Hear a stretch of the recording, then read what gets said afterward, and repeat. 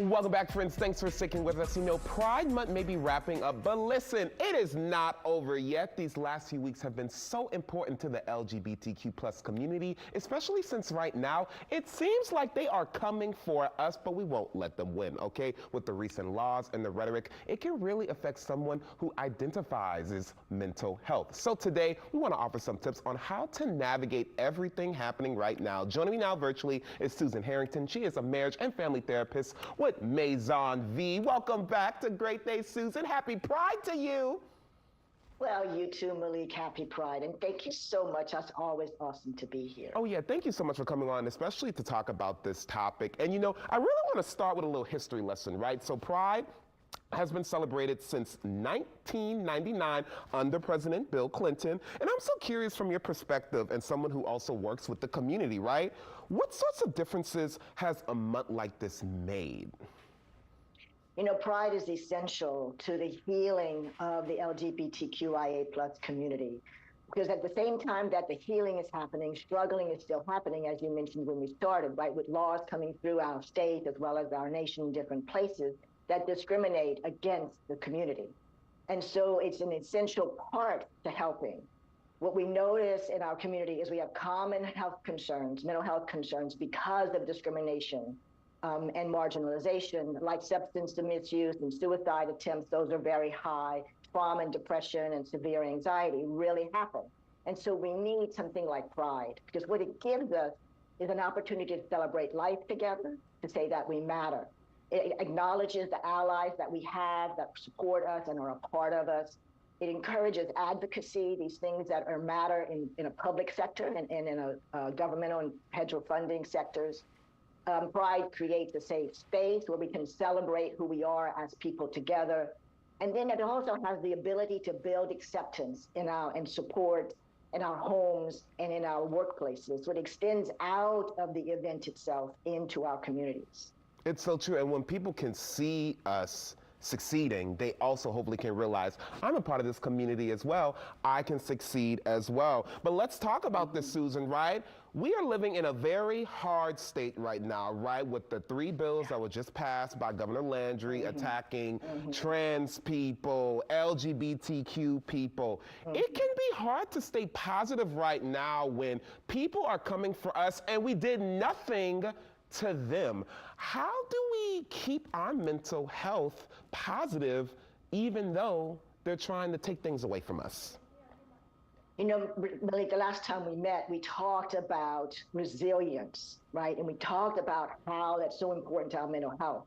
And so when we talk about these struggling times that are happening politically in our state and in our nation, that the effectiveness of promoting acceptance is important.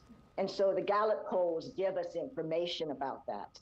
So the first thing I want to do is address that history you're referencing. In 1996, when same-sex marriages were discussed in regards to having equal rights, it was something that was only believed at 28%. But in 2023, the Gallup polls have showed a steady increase, and now it's at 71%. That's a large majority of the American population, of the citizens that vote. And so our politicians need to recognize that they accept lesbian and gays in same-sex marriages.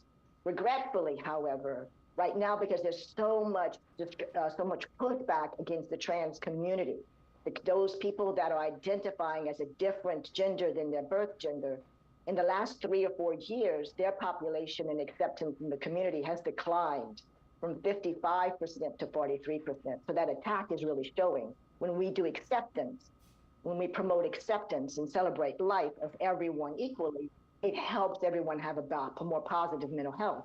It helps in that resiliency.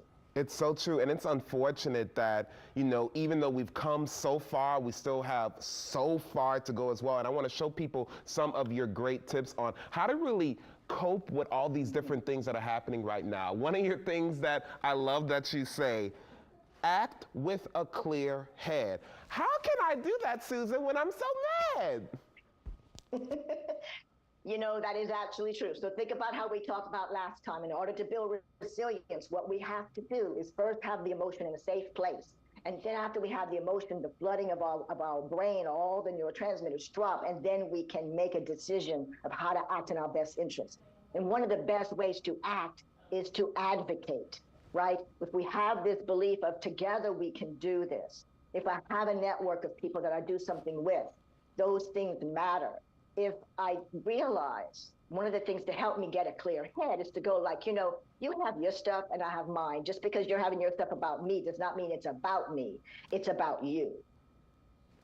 Powerful. And there are luckily so many great local resources to help. PFLAG, love PFLAG. A lot of them have actually been on our show, especially this month. But, I got to ask you this because I feel like a lot of times, right, we understand because we're a part of a community, right? But sometimes when it comes to loved ones, coworkers, friends, people who maybe are not a part of the community, they don't understand why we have a month like this. What do you tell people who maybe have people in their lives who really don't get it?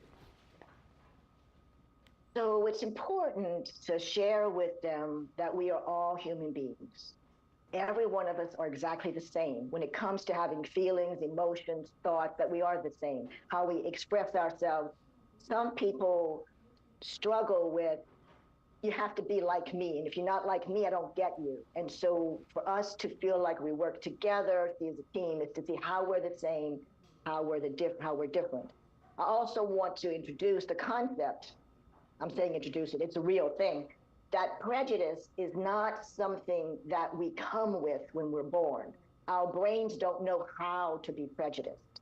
What our brains are taught to do is be prejudiced by those that give us upbringing. So if my parents teach me that, then I will be that. If my parents teach me to accept others, to say we're all human and we all have differences as human beings, then we will erase prejudice and build acceptance in the community.